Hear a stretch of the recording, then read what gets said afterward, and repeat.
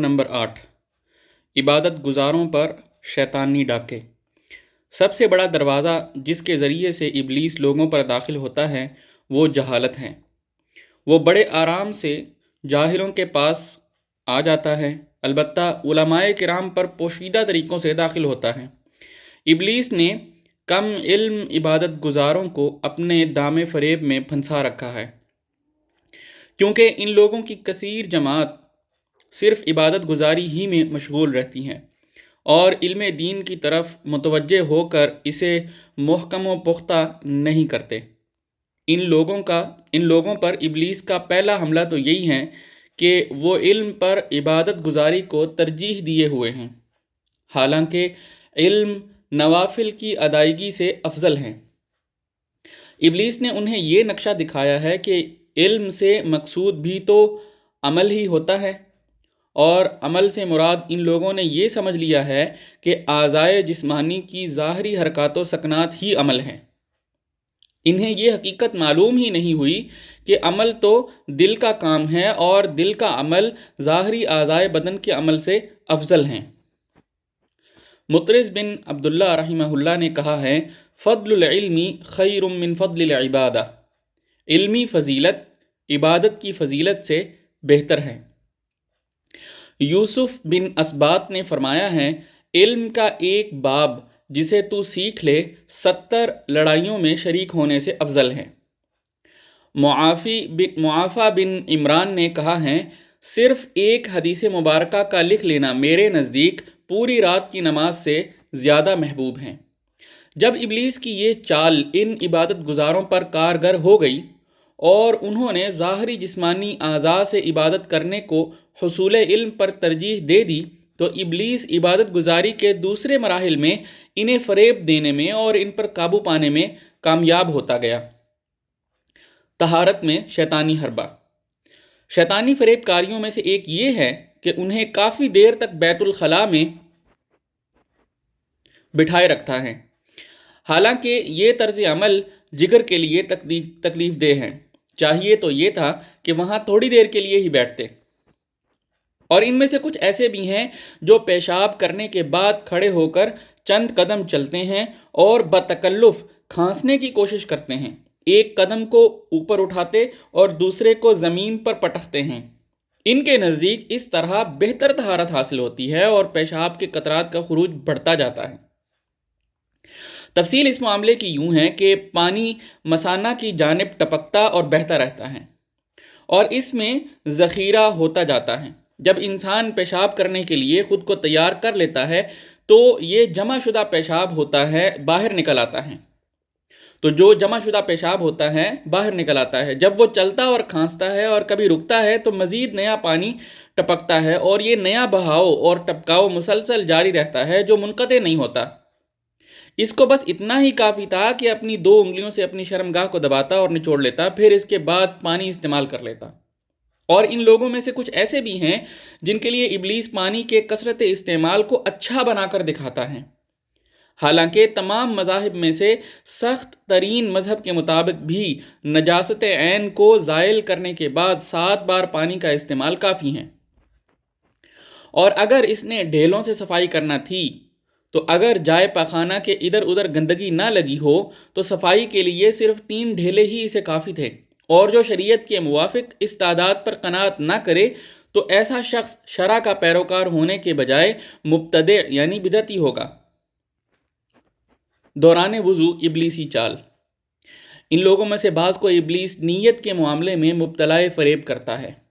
آپ دیکھیں گے وہ زبان سے کہتا ہے، میں حدث کو دور کرتا ہوں، پھر کہتا ہے میں نماز کو مباح کرنے لگا ہوں، پھر دوبارہ یوں کہتا ہے میں حدث کو دور کرنے لگا ہوں۔ اس تلبیس کی وجہ شرع سے جاہل ہونا ہے، کیونکہ نیت دل کا عمل ہے، زبان کے قول کا نہیں۔ زبان سے اس طرح کے الفاظ بولنے کی چندہ حاجت نہیں تھی، پھر اس کے علاوہ الفاظ کے تکرار کی بھی کوئی ضرورت نہ تھی۔ اور ان لوگوں میں سے بعض کو ابلیس وضو کرنے والے پانی میں غور کرنے کے معاملے میں چکر دیتا ہے اور یوں کہتا ہے، کیا تجھے یقین ہو گیا ہے کہ یہ پانی طاہر و پاک ہے؟ غرضے کے دور دراز کے احتمالات اس کے ذہن میں لاتا ہے، جبکہ شرعی فتویٰ جو اس کے لیے کافی تھا وہ یہی تھا کہ پانی اصل میں پاک ہے، لہذا اصل کو احتمال کے ساتھ مت ترک کرے۔ اور ان لوگوں میں سے بعض کو پانی کے کثرت استعمال کے ساتھ دھوکے میں رکھتا ہے۔ ایسا آدمی 4 مکروہ اشیاء کو یک بار جمع کر لیتا ہے۔ نمبر 1، پانی میں اسراف کرنا۔ نمبر 2، قیمتی عمر کو ضائع کرنا، اور وہ بھی ایسے عمل میں جو نہ واجب ہے اور نہ ہی مندوب یعنی مستحب۔ تیسرا، شریعت سے پیش قدمی کرنا، چونکہ اس نے اس مقدار پر قناعت نہیں کی جتنی قلیل پانی کی مقدار پر شریعت نے قناعت کا سبق دیا ہے۔ نمبر 4، 3 بار سے زائد پانی استعمال کرنے سے یہ شرع کی منع کردہ حد میں داخل ہو جاتا ہے، اور بعض اوقات تو وہ اتنا طویل وضو کرتا ہے کہ نماز کا وقت نکل جاتا ہے، یا نماز کا اول وقت گزر جاتا ہے جو کہ وقت فضیلت تھا، یا اس کی باجماعت نماز ہی فوت ہو جاتی ہیں۔ ابلیس اسے اس معاملے میں یوں دھوکہ دیتا ہے کہ تو بھی تو عمل عبادت میں ہی مصروف ہے، کیونکہ جب تک وضو درست نہیں ہوگا نماز بھی درست نہیں ہوگی۔ اگر وہ خود ہی اس معاملے کی حقیقت پر غور و فکر کرے تو وہ یقیناً جان لے گا کہ وہ شریعت کی خلاف ورزی اور کوتاہی کا ارتکاب کر رہا ہے۔ ہم نے کئی ایسے افراد کو دیکھا ہے جو مذکورہ وساوس میں تو نگاہ رکھتے ہیں لیکن اپنے خورد و نوش کی پرواہ نہیں کرتے، اور نہ ہی چغل خوری سے اپنی زبان کی حفاظت کرتے ہیں۔ کاش کہ وہ اپنے اس معاملے کو برعکس کر لیتے۔ حدیث مبارکہ میں یوں آتا ہے، سیدنا عبداللہ بن عمرو بن العاص رضی اللہ تعالی عنہما بیان کرتے ہیں، نبی اکرم صلی اللہ علیہ وسلم سیدنا سعد رضی اللہ تعالیٰ عنہ کے پاس سے گزرے جو وضو فرما رہے تھے، تو آپ نے فرمایا، ما ھذا الصرف یا سعد، اے سعد یہ اسراف کیسا ہے؟ سیدنا سعد رضی اللہ تعالیٰ عنہ نے پوچھا، کیا وضو میں بھی اسراف ہوتا ہے؟ آپ نے ارشاد فرمایا صلی اللہ علیہ وسلم، نعم وَإِن كُنْتَ عَلَى نَهْرٍ جَارٍ، جی ہاں اگرچہ تو بہتے دریا پر بھی ہو۔ ابو نعامہ بیان کرتے ہیں، سیدنا عبداللہ بن مغفل رضی اللہ تعالی عنہ نے اپنے صاحبزادے کو دعا میں یہ الفاظ کہتے ہوئے سنا، اللہم انی اسألک الفردوس واسألک القصر الابیض عن یمین الجنت اذا دخلتها، اے اللہ بے شک میں تجھ سے جنت الفردوس کا سوال کرتا ہوں، اور میں تجھ سے جنت میں داخل ہونے پر داہنی جانب سفید محل کا سوال کرتا ہوں۔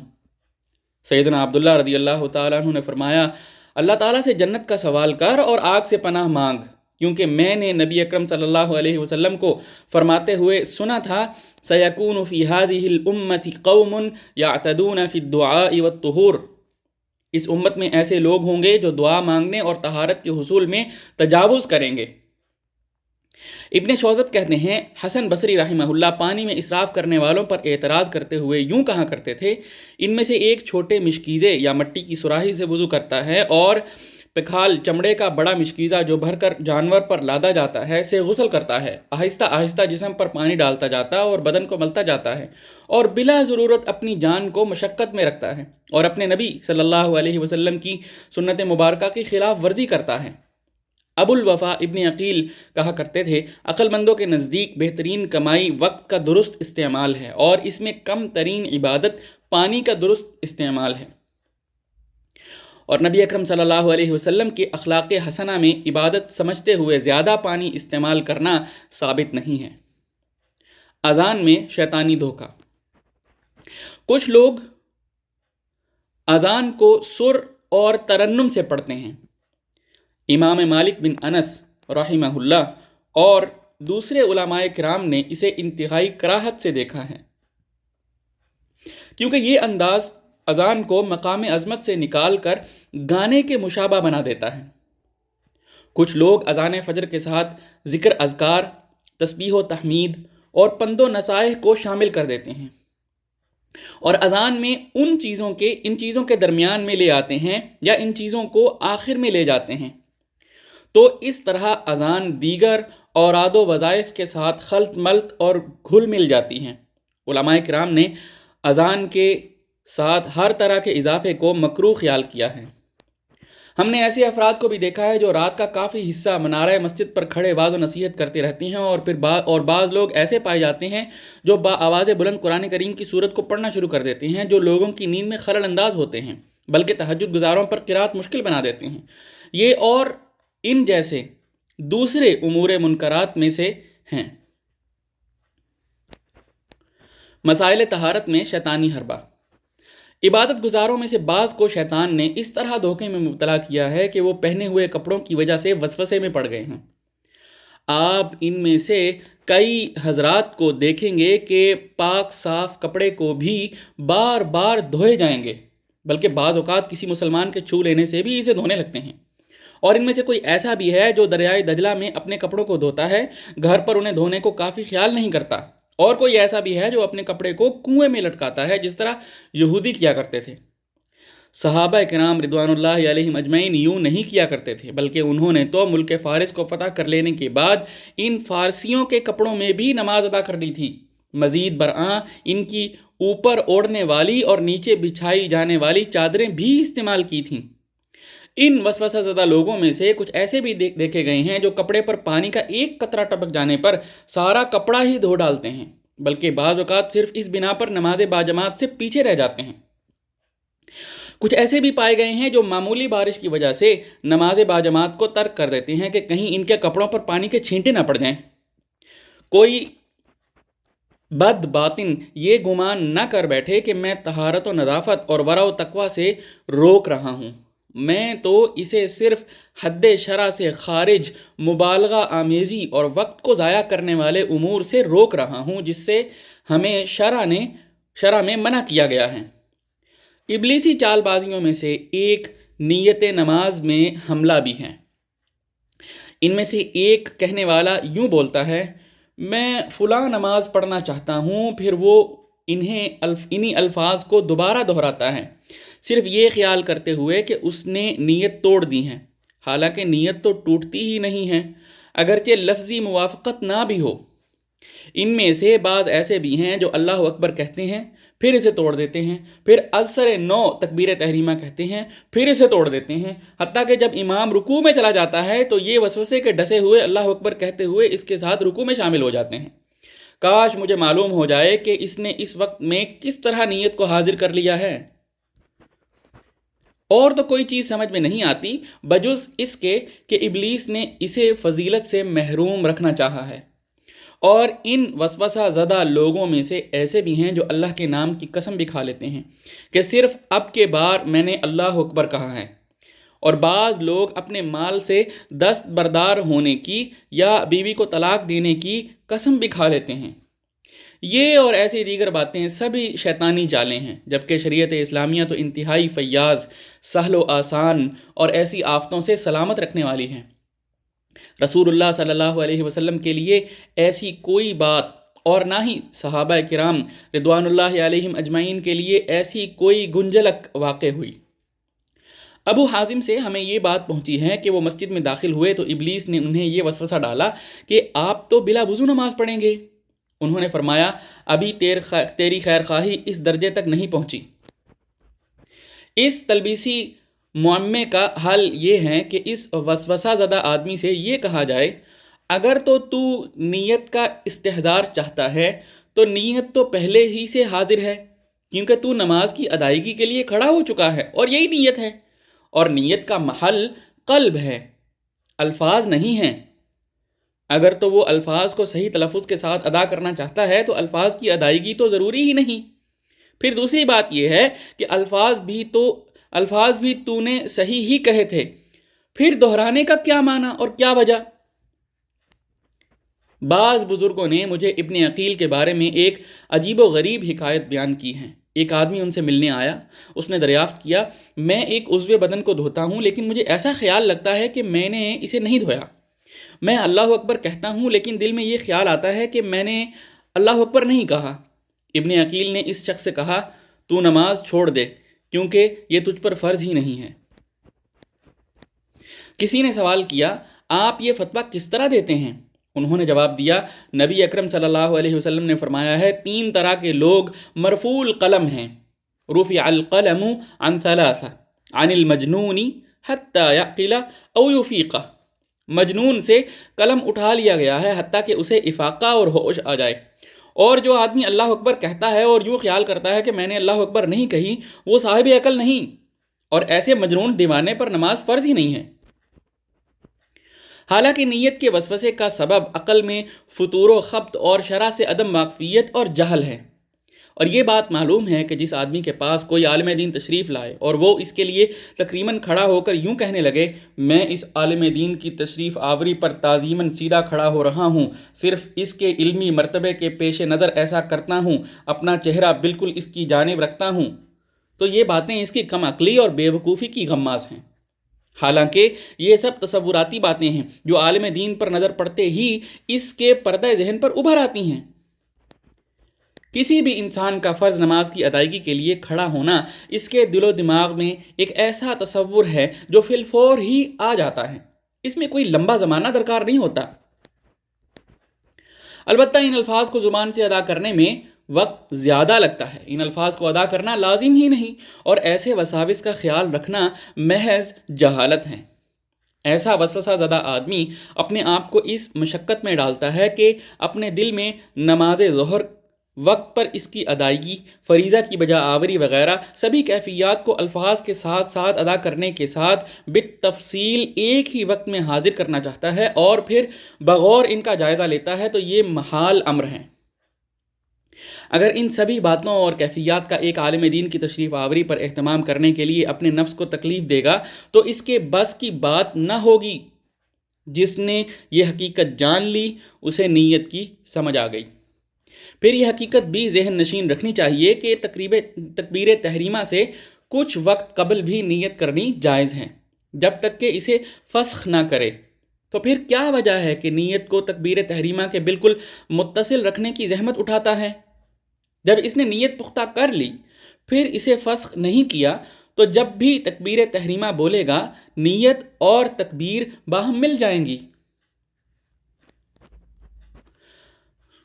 مسعر رحمہ اللہ کا کہنا ہے، معن بن عبد الرحمن نے میرے سامنے ایک کتاب پیش کی اور پروردگار عالم کی قسم کھاتے ہوئے کہا کہ یہ ان کے والد بزرگوار کی تحریر ہے۔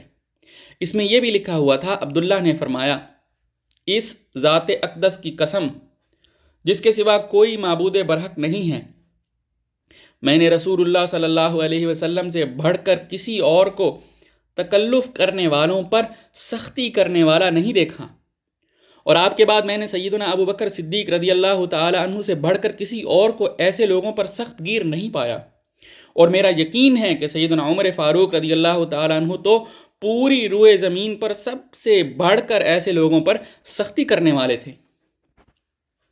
دوران نماز کے چند شیطانی حملے۔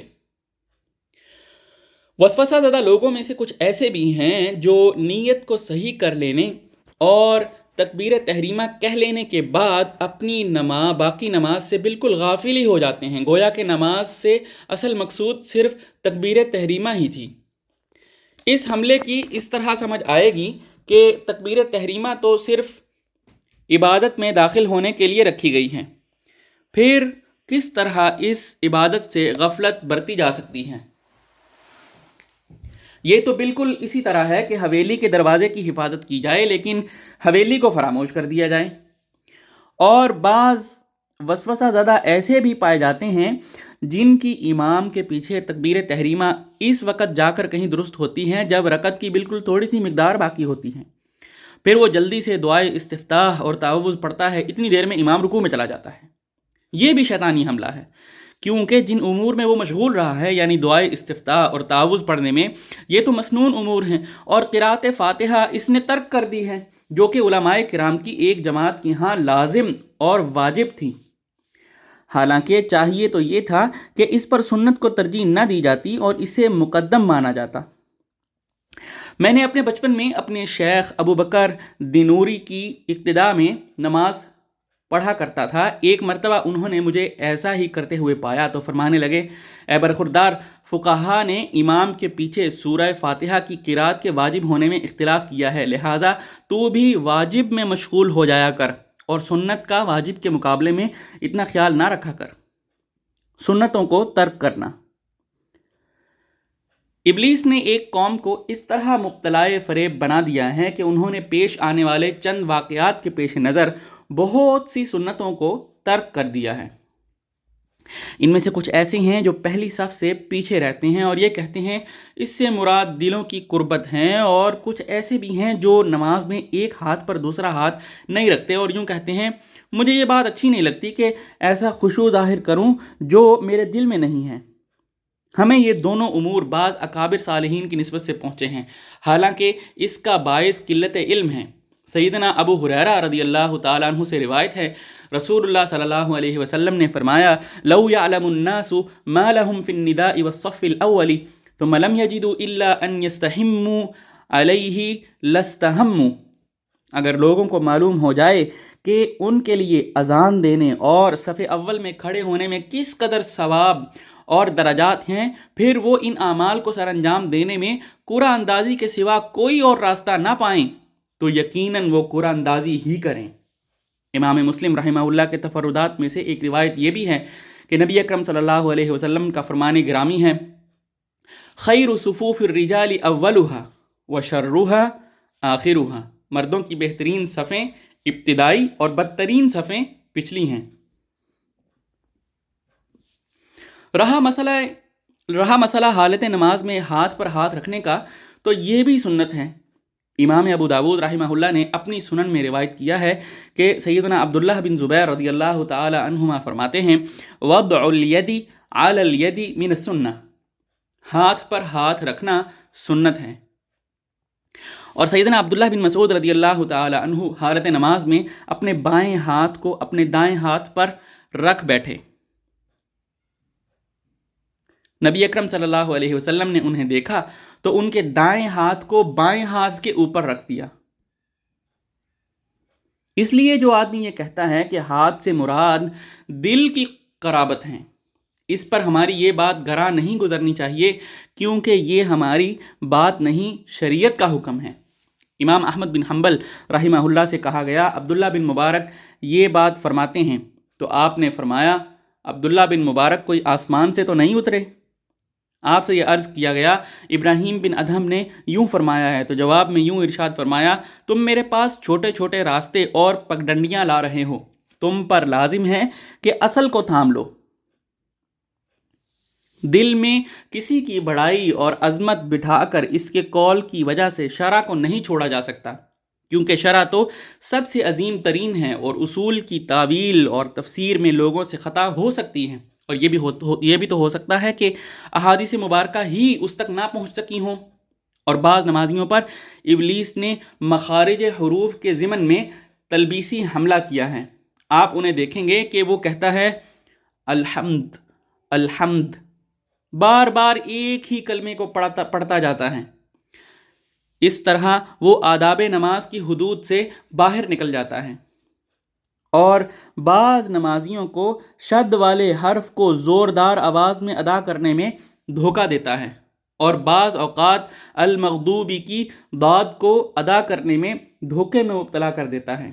میں نے ایک صاحب کو المغضوبی پڑھتے ہوئے دیکھا جو ضاد کی ادائیگی میں اتنا زور لگاتا تھا کہ اس کا تھوک نکل آتا تھا، جبکہ مقصود صرف اتنا سا ہے کہ حروف کو مخارج سے صحیح ادا کیا جائے۔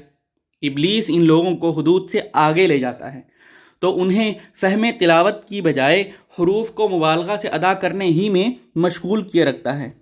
تو یہ تمام کے تمام ابلیس کے وسوسے میں ہیں۔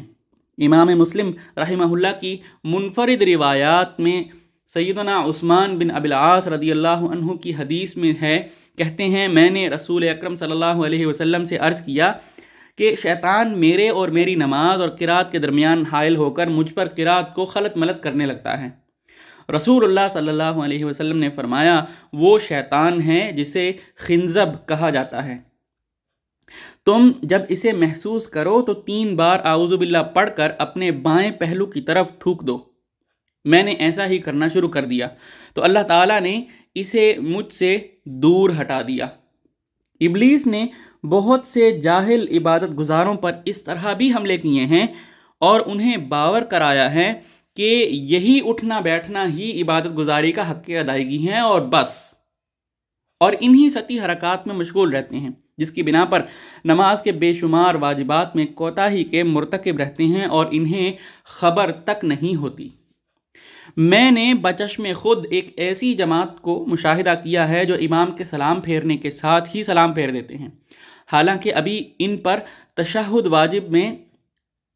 واجب میں سے کچھ پڑھنا باقی ہوتا ہے، اور یہ نماز کا ایسا حصہ ہے جو امام ان کی جانب سے کفایت نہیں کر سکتا۔ اور شیطان نے کچھ دوسرے نمازیوں پر اس طرح تلبیسی وار کیا ہے کہ وہ نماز اور قرات کو طویل کرتے ہیں اور نماز میں مسنون طریقے کو چھوڑ جاتے ہیں اور مکروہات کا ارتکاب کر جاتے ہیں۔ میں ایک ایسے عبادت گزار کے پاس گیا جو دن کے وقت نوافل ادا کر رہا تھا اور جہرن قرات کر رہا تھا۔ میں نے اس سے کہا، دن میں بآواز بلند قرات کرنا مکروہ ہے۔ تو اس نے مجھے یوں ترکی بترکی جواب دیا، میں تو جہری قرات سے نیند کو بھگا رہا ہوں۔ میں نے جواباً کہا، تمہاری بیداری کی خاطر سنتوں کو ترک تو نہیں کیا جا سکتا؟ جب تجھ پر نیند کا غلبہ ہو تو سو جا، کیونکہ تیرے نفس کا بھی تجھ پر حق ہے۔ شب بیداری میں تجاوز۔ ابلیس نے عبادت گزاروں اور شب زندہ داروں پر اس طرح دھوکے کی چال چلی ہے کہ انہوں نے رات کی نماز میں بہت سی چیزوں کا اضافہ کر لیا ہے۔ ان میں سے کچھ ایسے ہیں جو ساری رات نوافل ہی میں گزار دیتے ہیں، اور پھر وہ اس قیام اللیل اور صلاۃ چاشت کی ادائیگی پر اس قدر فرحاں اور شاداں ہوتے ہیں کہ نماز پنجگانہ کی ادائیگی پر بھی اتنی خوشی کا اظہار نہیں کرتے۔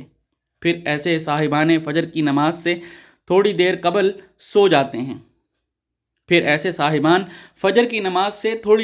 سو جاتے ہیں، جس سے فجر کی نماز فوت ہو جاتی ہے، یا نماز کے لیے اٹھ تو بیٹھتے ہیں لیکن نماز کی تیاری وغیرہ کرتے کرتے باجماعت نماز فوت کر بیٹھتے ہیں، یا پھر سستی کے مارے ہوئے سو کرتے ہیں اور اپنے اہل و عیال کے لیے کسب معاش کی بھی ہمت نہیں پاتے۔ میں نے ایسے شب زندہ داروں میں سے ایک صاحب کو، جسے حسین قزوینی کہتے تھے، دیکھا ہے، جو جامع منصور میں دن کا اکثر حصہ چہل قدمی کیا کرتا تھا۔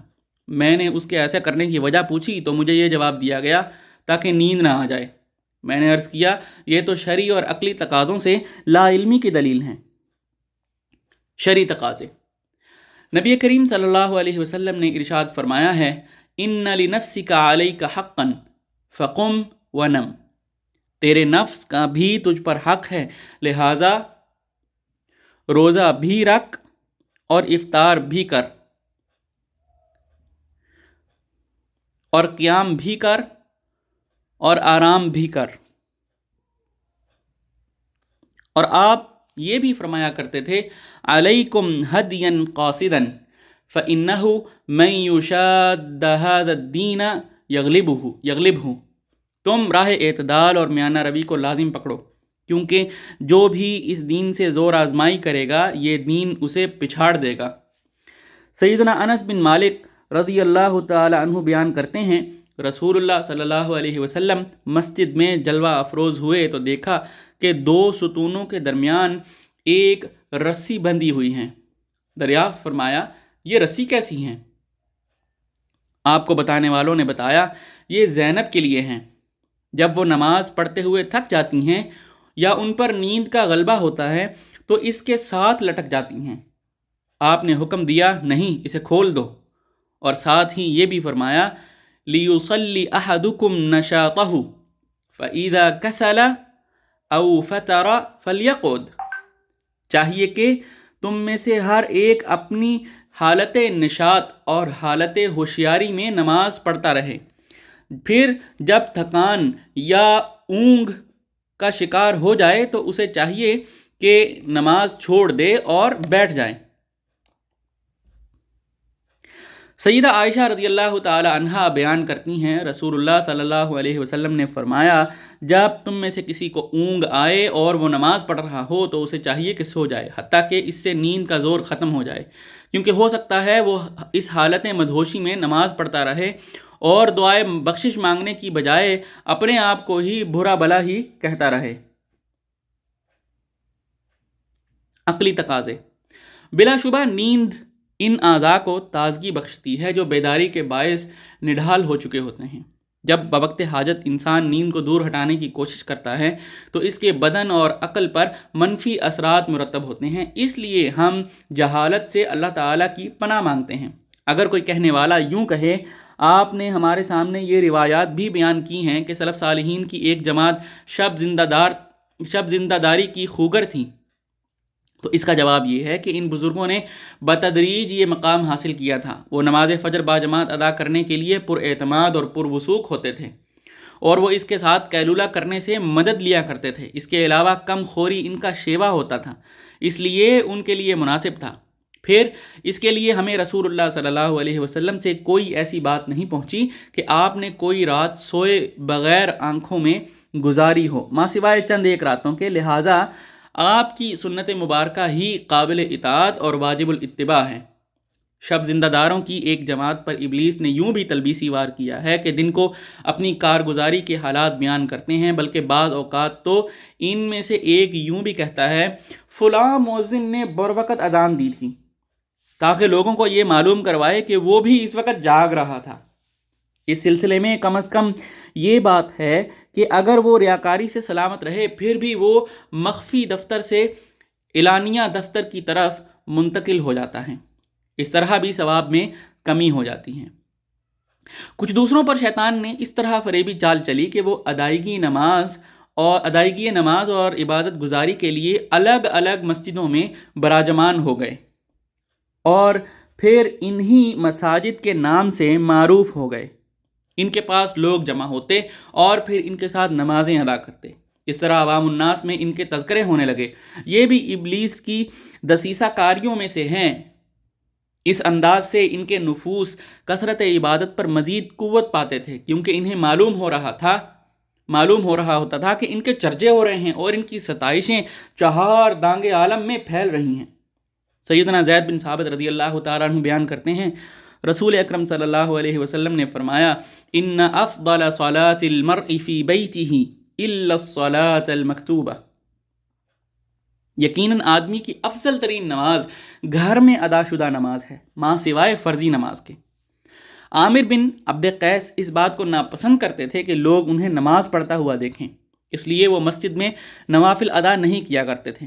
ابن ابی لیلہ کے متعلق یہ بات منقول ہے کہ نماز پڑھنے کے دوران اگر کوئی ملاقاتی آ جاتا تو لیٹ جایا کرتے تھے۔ ابلیس نے کچھ عبادت گزاروں پر اس طرح بھی وار کیا ہے کہ وہ لوگوں کی موجودگی میں روتے تھے۔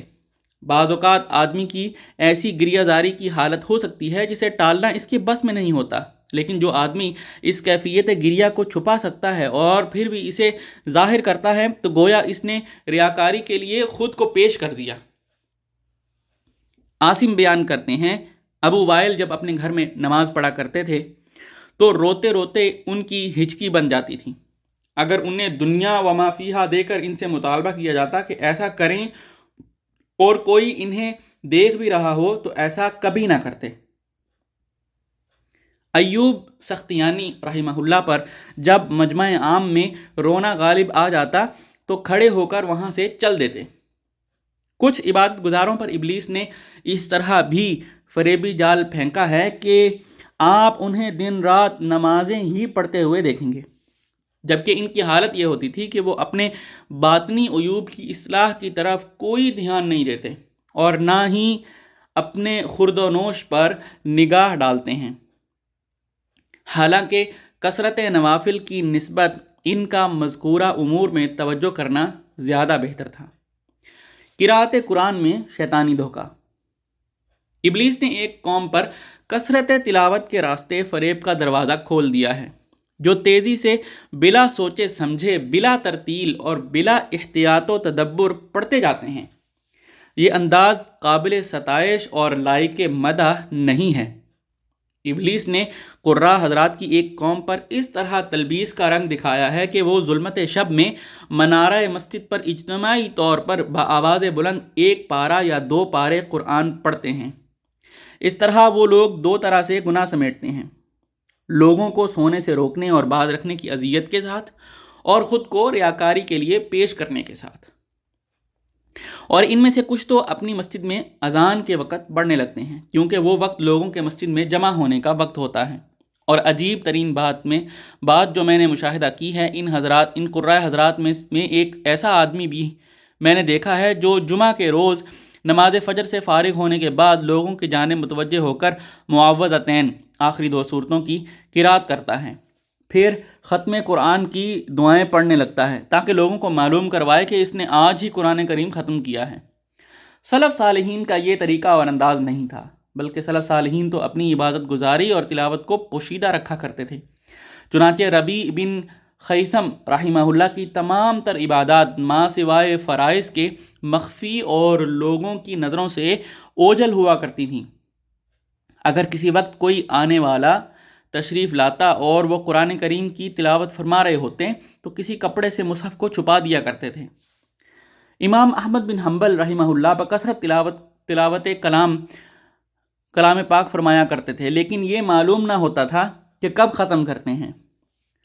روزے اور ابلیسی دھوکہ۔ بعض لوگوں کو ابلیس نے یوں مبتلا فریب کیا ہے کہ وہ ہمیشہ روزہ رکھنے کو اچھا عمل خیال کرتے ہیں، اگرچہ یہ جائز ہے، لیکن اس صورت میں جس کے نتیجے میں آدمی ان ایام میں روزے نہ رکھے جن میں روزہ رکھنا حرام ہے، مگر ان میں 2 طرح سے آفت نمایاں ہیں۔ نمبر 1، بسا اوقات کثرت صیام سے اعضائے بدن کو کمزوری لاحق ہو جاتی ہے، جس کے نتیجے میں آدمی اپنے اہل و عیال کے لیے کسب معاش سے بھی عاجز آ جاتا ہے، بلکہ بعض اوقات اپنی اہلیہ کی عفت محفوظ رکھنے سے بھی قاصر ہو جاتا ہے۔ صحیحین میں رسول اکرم صلی اللہ علیہ وسلم کا فرمان گرامی موجود ہے، ان لزوجک علیک حقا، یقیناً تیری اہلیہ کا بھی تجھ پر حق ہے۔ اس طرح وہ اس نفل کے باعث کتنے ہی فرائض کو ضائع کرنے والا بن جاتا ہے۔ نمبر 2، وہ فضیلت والے عمل سے محروم ہو جاتا ہے، کیونکہ نبی کریم صلی اللہ علیہ وسلم سے صحیح سند سے مروی ہے، افضل الصیام صیام داود علیہ السلام کان یصوم یوما ویفطر یوما، تمام روزوں میں سے اللہ کو محبوب ترین روزے سیدنا داود علیہ السلام کے روزے ہیں۔ آپ ایک دن روزہ رکھتے اور ایک دن افطار کرتے تھے۔ سیدنا عبداللہ بن عمر رضی اللہ تعالیٰ عنہ بیان فرماتے ہیں، مجھے رسول اللہ صلی اللہ علیہ وسلم ملے اور یوں مخاطب ہوئے، کیا تجھے تیرے متعلق یہ جو بیان کیا گیا ہے درست ہے کہ تو رات بھر قیام کرتا ہے؟ اور تو ہی وہ شخص ہے جو کہتا ہے میں رات بھر قیام کروں گا اور دن بھر روزے سے رہوں گا؟ بولے، جی ہاں یا رسول اللہ، یقیناً میں نے یہ باتیں کی ہیں۔ آپ صلی اللہ علیہ وسلم نے فرمایا، قیام بھی کر اور سو بھی، روزے بھی رکھ اور ناغے بھی کر، ہر ماہ میں 3 ایام کے روزے رکھ لو، آپ کے لیے زمانہ بھر کے روزوں کے برابر ہو جائیں گے۔ میں نے عرض کی، یا رسول اللہ، میں تو اس سے زیادہ کی طاقت رکھتا ہوں۔ تو رسول اللہ صلی اللہ علیہ وسلم نے فرمایا، تب ایک روز کا روزہ رکھ لو اور دوسرے روز کا ناغا کر لو، بلا شبہ یہ سب سے زیادہ انصاف والا روزہ ہے، اور سیدنا داود علیہ السلام کے روزے بھی ایسے ہی تھے۔ میں نے پھر عرض کی، میں تو اس سے بھی افضل کی طاقت رکھتا ہوں۔ تب رسول اللہ صلی اللہ علیہ وسلم نے ارشاد فرمایا، اس سے افضل تو ہے ہی نہیں۔ شیخین نے اس روایت کو صحیحین میں بیان کیا ہے۔